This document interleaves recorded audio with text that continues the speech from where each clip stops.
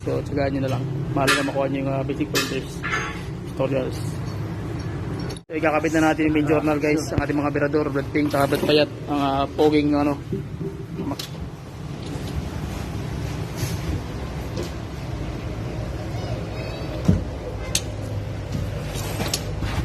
Okay, papalang araw guys. So, another basic pointers pa rin tutorial. Magbubuo tayo ng piston set assembly na.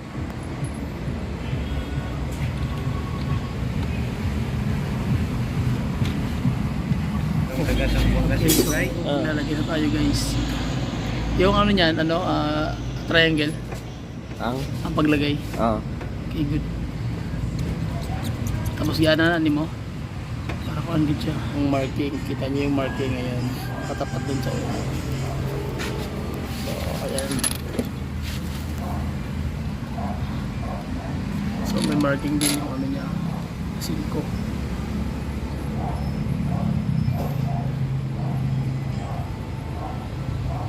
Flower, no?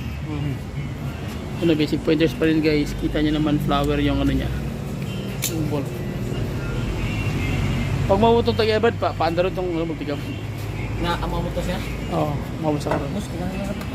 Ayan na guys, klaro-klaro. Kaya sila nag-misi yun, mag-iro. Ano Neil?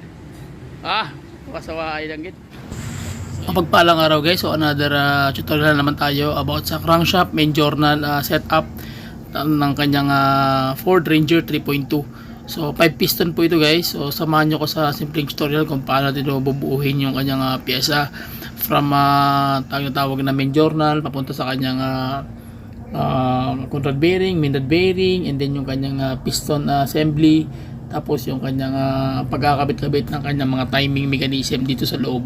So pag-usapan din guys. So samahan nyo ko sa basic pointers guys kung paano natin na may papakita sa inyo yung step by step. Mahalaga makuha nyo yung punto by punto kung paano siya i-kakabit-kabit. Okay, so ang mahalaga dito guys is gumagalaw yung kanyang mechanism, yung journal. Pag kinabit mo, kailangan alam mo yung sistema na pag inikot mo after few minutes, talagang malambot lang siya. Ikutin lang kami, ibig sabihin maganda yung tira mo, suabe. So tara, let's start guys. Medyo maiksi lang ito o mahaba-haba man kaya. So mahalaga makuha nyo na yung punto. So let's start, let's do it. Pasok, let's go. Okay, so una natin kakabit is yung kanyang spray jet. So 5 po ito. Itong spray jet kailangan ito guys, dahil sapagkat walang wala ito, magkakaroon ng problema yung tatawag na yung liner mo tsaka yung piston na assembly mo doon sa ilalim ng engine, kasi ito yung bibigay ng pressure papunta doon sa kanyang connecting rod bushing at saka doon sa kanyang plane ng piston pin, para maganda yung laro doon mismo sa kanyang ilalim ng parts ng connecting rod bearing tsaka ng kanyang piston. Okay, so yun ang mahalaga guys. Kailangan na makabit nyo muna to bago kayo magkakabit ng crankshaft. Okay, so ang gawin natin ngayon is magkakabit muna tayo ng kanyang rod bearing. So tara. So ayan guys, mag-overhaul na tayo ng Ford Ranger 3.2. So una nating ginawa, kinabit na natin yung, ano tawag nito? Spray-jet. Spray-jet. Spray-jet. Isa. Akala ko oil pressure jet. So spray-jet guys ang tawag nito. So nakaigpit na yan. So yung kailangan ko sasabi basic pointers, pag Ford Ranger na titrahin nyo guys, kailangan naka-ready kayo sa special tools kasi puro flower yan. So una kakabit spray-jet, pangalawa magkakabit na tayo ng main rod bearing. So ayan, mga bago yan guys, pati yung ano natin bago rin. Ang ating birador, Brad Pink, shout out. Very good. Si Brad Payat, si Woy Payat. Neil, kumusta ka dyan? O yan ang ating mga birador guys. So sige, so step by step lang, basic pointers pa rin. So kabit natin yung buong tatawag yan, yung control bearing, main rod bearing pala, sorry. So yan, magkatapos na makabit na natin, kakabit na natin yung crankshaft. So magkakabit ito kung standard yung main rod, kailangan standard talaga, hindi pwede yung hindi akma kasi magkakaproblema yan. Okay, so medyo mababang video to guys, so tsagaan nyo na lang. Mahalaga makuha nyo yung basic pointers tutorials. So ayan na guys, kakabit natin itong truss washer na. So yung truss washer, kabilaan yan, walang problema kahit saan mo siya ilagay, kasi baka malito kayo dahil kami nalito na rin kami. Okay, so ito na yung truss washer guys na ikakabit natin. So magkakabit kayo nito, nasa ano siya, ito yung part ng kanyang ano, differential. Ito yung piston 1, 2, 3, 4, 5. So mula sa piston 1, so pang ano siya, main rod bearing pang 4 siya. Ayan o. So magkakabit naman kayo nito, pwede naman siya baliktaran. Wala naman siyang ano kung babaliktad o hindi. Okay, so ganoon lang yung ano, yung sistema. So pag nakabit na natin, ayan na. So set up lang yan siya guys. So pantay lang siya. Tapos basic pointers pa rin, tingnan nyo yung butas. Kailangan sa pull sa butas yung ano, main rod bearing. Okay, so sige. Okay, kakabit naman natin doon sa ano, sa cup naman tayo. Natin yung main journal guys, ang ating mga berador, Brad Pink, Brad Payat, ang poging ano, makinista. Makinista! Oh yeah! So nakabit na natin yung main journal.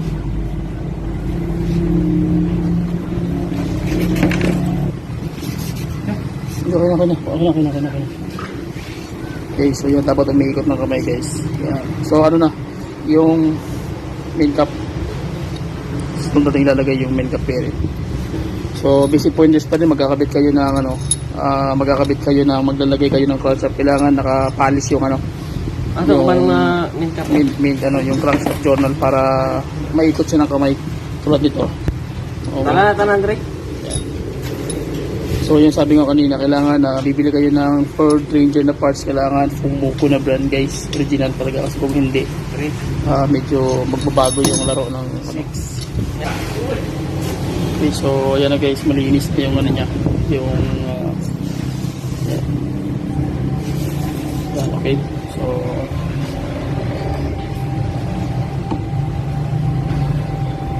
kakabit na tayo ng main rod, ano, main cap. Okay, so yan na guys, nakabit na natin. So magkabit kayo nito, mayroon ng timing, tsaka may numbering kaya hindi na kayo malilito. Tapos yung arrow niya, kung saan nakatapat yung arrow, so doon siya nakaharap pag ano. So 1, 2, 3, 4, 5, 6. So yung arrow lahat nakatapat doon. Okay, so yun ang pagkabit ng tingkat bearing tsaka conrod bearing, and then yung kanyang main journal. Yun ang mga basic pointers guys. So gagawin natin, mag-iigpit na tayo. So ang higpit nito nasa mga pinakababa is mga ano, mga 180, 150 pataas, mga ganito sa mga main journal. So mag-iigpit tayo kasi gagamit tayo ng torque wrench. Basic pointers pa rin kung mag-ihigpit kayo nito guys. Marami na akong previous video na tinuro ko sa inyo yung tutorial kung paano kayo mag-ihigpit ng tawag yan ng kanyang main rod bolt. Okay, so unang-una niya gitna, and then magkatapos sa kanan, and then kaliwa, tapos kanan kaliwa. So palitan lang. Okay, para pantay talaga yung ano, yung higpit ng journal. Okay, so pagkatapos niyan, iikutin niyo yan. Pag umikot din, ibig sabihin suwabe, ibig sabihin okay yung tira mo. So yun ang mga basic pointers guys. So check natin, ikutin natin. 65 pa ito. So yan o. So pag mag-higpit kayo, kailangan paikutin. Pag umikot, ibig sabihin suwabe, panalo.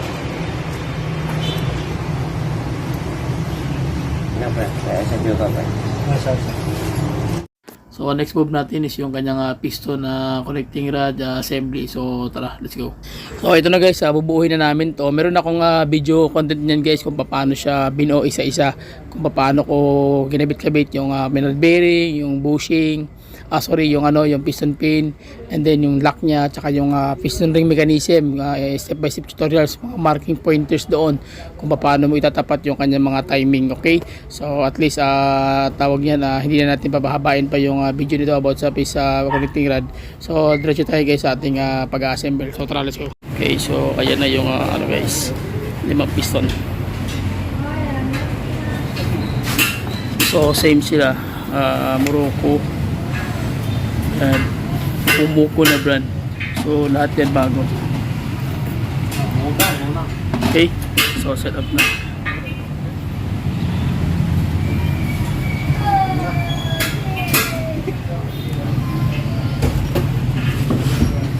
So kapit na natin yun. Tara, let's start, let's do it. So bago kayo magkabit, check nyo muna yung basic pointers pa rin, yung pagkaka set up. Kailangan pare-parehas yan. First ring, second ring. So kailangan pare-parehas. So kailangan yung i-double check muna yung mga ring. Ayan, para hindi magkabalibaliktad. Okay, so kailangan talaga sureball ng tira. So So bago na yung connector bearing, bago na rin. So set up na. So ikakabit na natin. Let's go. Basic pointers pa rin bago natin kabit yung ano niya. Kailangan yung air jet, nakapasok na yung air jet. Ayun o. Air jet. Okay. So ayun pa. Ayun, air jet. So kailangan yan para yun ang magbibigay supply ng ano, ng oil. Okay. Tapos lagyan nyo ng grasa ito. Pag halimbawa hindi na-standby siya ng mga ilang araw, lalagyan nyo ng grasa para at least hindi siya kalawangin. Pagkatapos pag-assemble nyan, tanggalin na yung grasa, punasan lang. Okay. So ayun na siya, i-delete na video magkakapit, pero okay lang, at least makita nyo na yung basic pointers, panalo na. So ayan siya guys, 1, yung 2, yung 3, yan o, may marking yan o. Yung basic pointers pa rin, yung marking, kailangan alam nyo yung ano, pag tinanggal nyo kailangan magmamarking kayo. 3, and then yung 4 sunod, tapos yung 5 hindi pa nakakabit. Tapos pag magkakabit kayo, kailangan si truss. Oh. Ayan. Saan ito kanina? Kulang sa tuyo.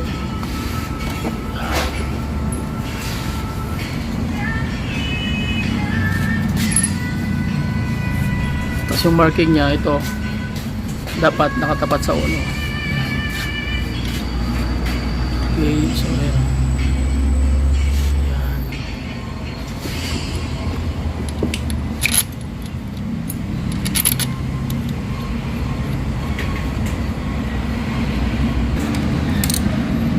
Okay, so sa magtatanong sa atin, ang torque nito is nasa mga ano, 90 yung torque. So 90 yung torque niyan. Tapos sa 90. Okay, so lalagyan na tayo guys. Yung ano niyan, ano, triangle ang paglagay. Okay, good. Tapos gana na ni mo. Para ko andit siya. Ano siya, oil daan mo. Magkakabit kayo ng ring, kailangan na naka-triangle side yan guys. Tapos yan, lalagyan nyo ng oil yung pinakaloob ng piston canal para malakas yung compression.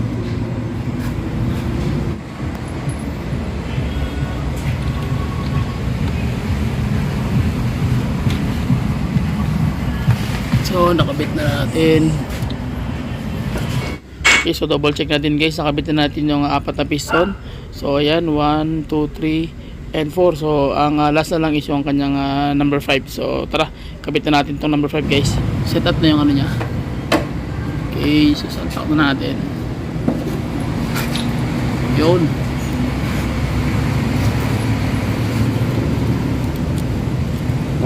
Tapos kailangan meron kayong piston ring compressor, ayan, para hindi kayo mahirapan magkabit. Para sure ball talagang birada. Parang naka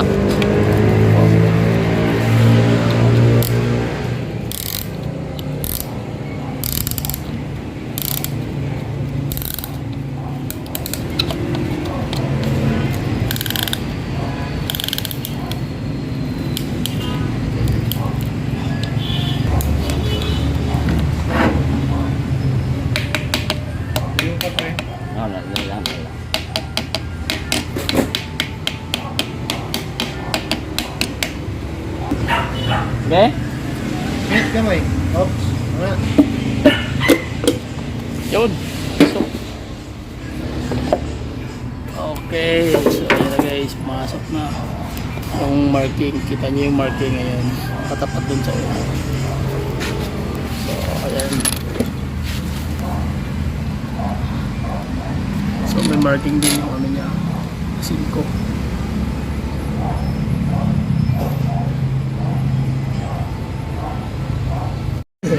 Okay, so nakabit na natin. So hihipitan na lang siya guys. Yan. Para ano, ang torque nito sa mga mag-start ng 45 to pataas to 60 torque. So depende na lang sa bolt kung ano yung kaya niya pang iipit. Okay? So yun ang gagawin natin ngayon. So 3.2 Ranger. Ayan guys, nakabit na natin. Okay, so higpit tayo guys. Bigado yung kamay ng ating birador, si Brad Payat. Shout out Brad. Naong sa naong. Guwapo. Timbrador Brad, kumusta? Ay. Timbrador. Ayos lang. Yan, so higpit na tayo. So ilan ang higpit yan? 30. 30 kc. Pag higpit, ikot.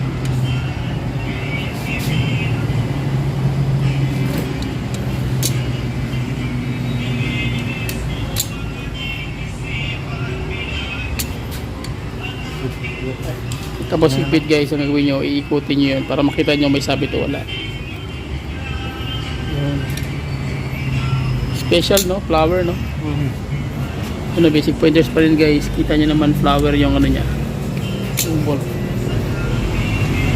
Okay, so basic pointers pa rin guys. Once na maghihigpit kayo ito, kailangan yung kanyang main journal umiikot. Kasi pag hindi yan umiikot, ibig sabihin may sabit yun dito sa kinabit nyo na connecting rod cap at saka yung sa kanyang pagkakahigpit ng bolt. So after that guys, ang gawin natin after ng higpit, so ano na natin, paikutin natin. Yun. So almost done na guys. So paikutin natin yung ano. Hayag man kayo against it. Yes. Seryoso, Brad. So ayan na guys, klaro-klaro. Kaya silang gisi yo, mag-iro. Ano Nel? Kasawa ay langgit. So ayun, malambot yung tira natin. Panalo na. Okay, so at least yun na guys, yung mga birada. So anong gagawin sunod? Okay, so at least nakita nyo guys kung paano natin tinira yung kanyang main journal na smooth lang yung ikot, no, mano-mano. So basic pointers pa rin na yun nga, kailangan na umiikot talaga siya ng makamay siya. Pag hindi mo yan makamay, ibig sabihin may sabit yan guys. Okay, so yun ang magiging problema mo pag once na kinabit mo na yung buong assembly tapos hindi siya umiikot ng kamay. So ibig sabihin na hindi maganda yung setup, may sabit doon. Okay, so at least nakita nyo yung basic pointers guys. Shout out sa atin lahat guys, God bless sa inyo, at saka comment lang kayo, mga tanong lang kayo kung ano pwedeng din may sagot, pero sikapin natin na lahat ng mga tanong nyo sa comment section masasagot natin yan. Yung mga inquiries nyo lahat ng code, lahat ng anong pwede nyo itanong nyo lang po, tapos sikapin natin na masagot natin lahat. So please subscribe to the channel, share my video, bye bye and God bless. See you. Okay, okay, okay. Alright, alright, alright. Okay, okay, okay. Alright, alright, alright. Okay, okay, okay. Da da da da. Da da da